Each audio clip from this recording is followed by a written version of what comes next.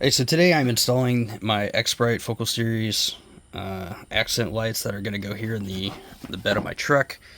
Just a quick rundown. A few things that you're going to need to do it this way is going to be some wire splice terminals. You can get these kits pretty much anywhere.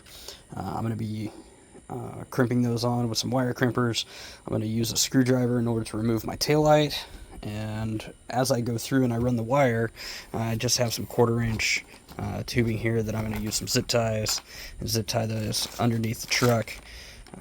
Some heat shrink just to keep water out after I splice the wire terminals, and then my diagonal cutters here just to trim up any of the loose ends on the wire cables. So the way I'm going to run this, so I recognized as I undid the wiring and stuff like that came in the package that there's actually a built-in fuse, so you don't need one of these. There's already a fuse that's built in, so just the terminal, just something like this. That way you can put it on the battery post, something that'll fit, right? And then what you're looking for is just some sort of chassis ground that you can use for the negative end. And I'll show you that inline fuse.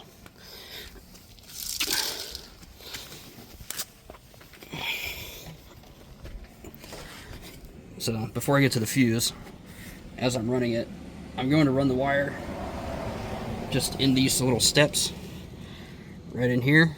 That's going to keep it away from all the elements and everything else. And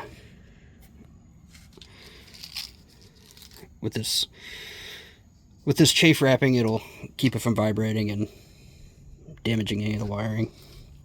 And I'm going to run it all the way through, and then up.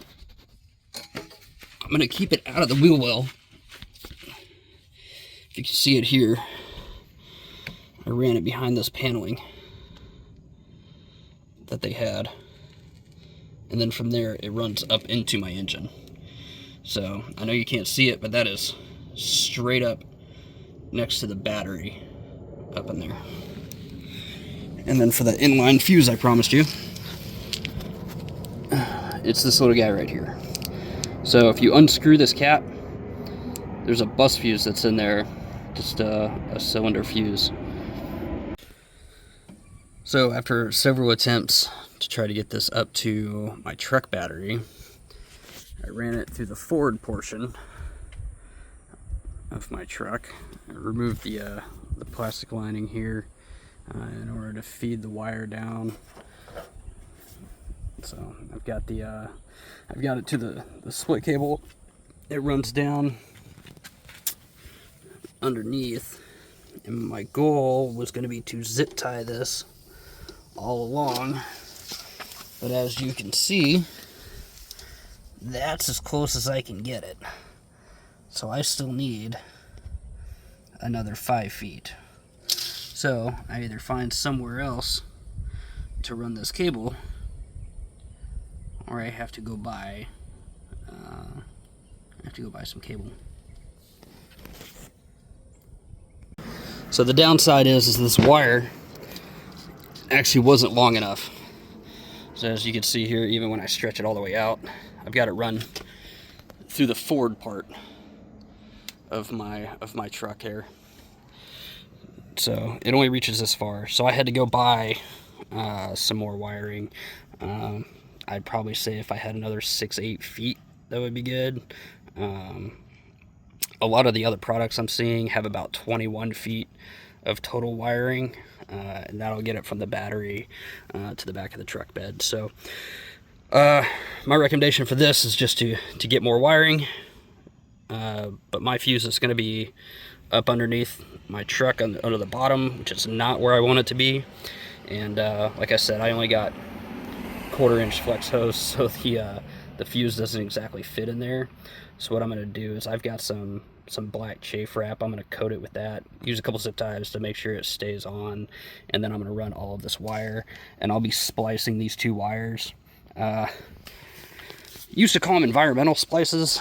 I don't know what they're actually called, but basically they're these. So I got a couple of crimp splices here, and these will go on each end of the wire. You want to make sure that you put the heat shrink on one of the ends of the wire before you splice that second wire. You slide this guy over, and then you can just use a heat gun.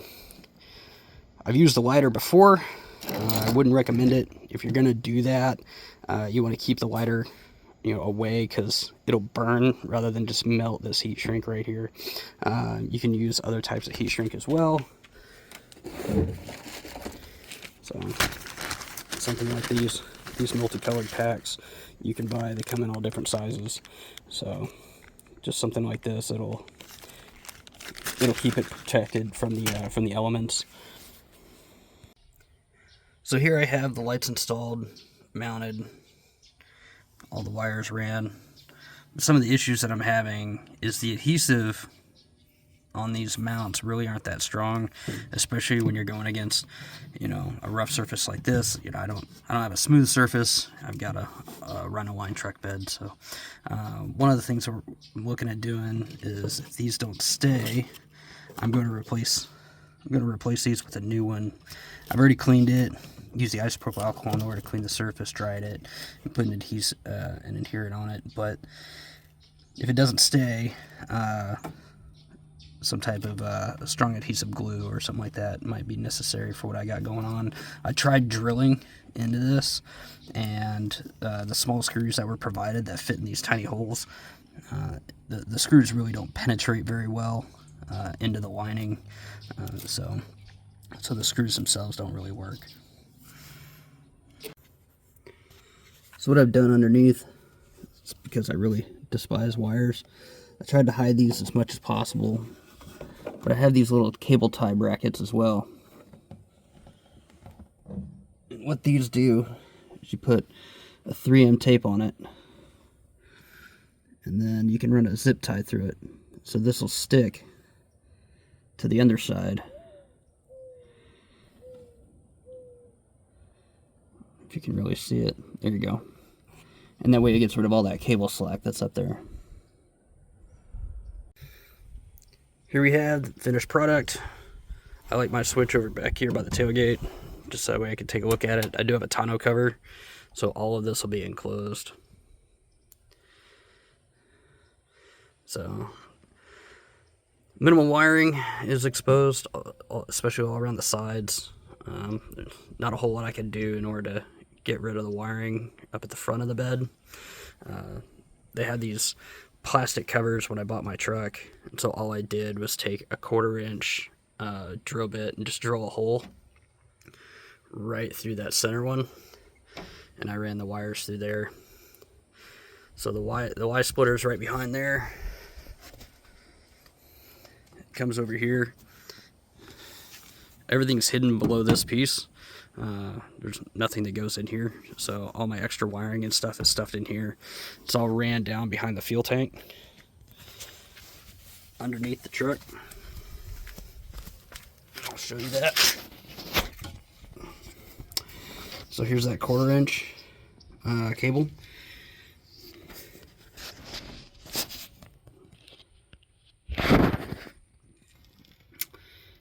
And all I did was just find some brackets here that I can use some zip ties and run that through. And it just runs all the way to the front. And it's pretty up in there, so it's well protected. And then it runs all the way to the battery.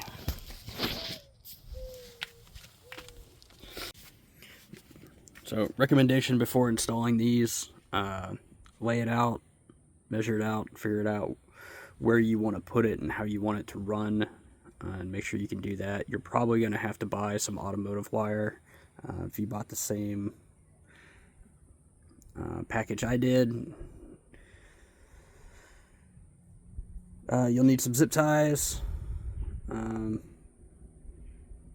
and I went with the 1/4 inch flex tube. I'd recommend the 1/2 inch, just because of where that fuse is run underneath. The fuse didn't quite fit, so I just covered it with some additional chafe wrapping when I was down there.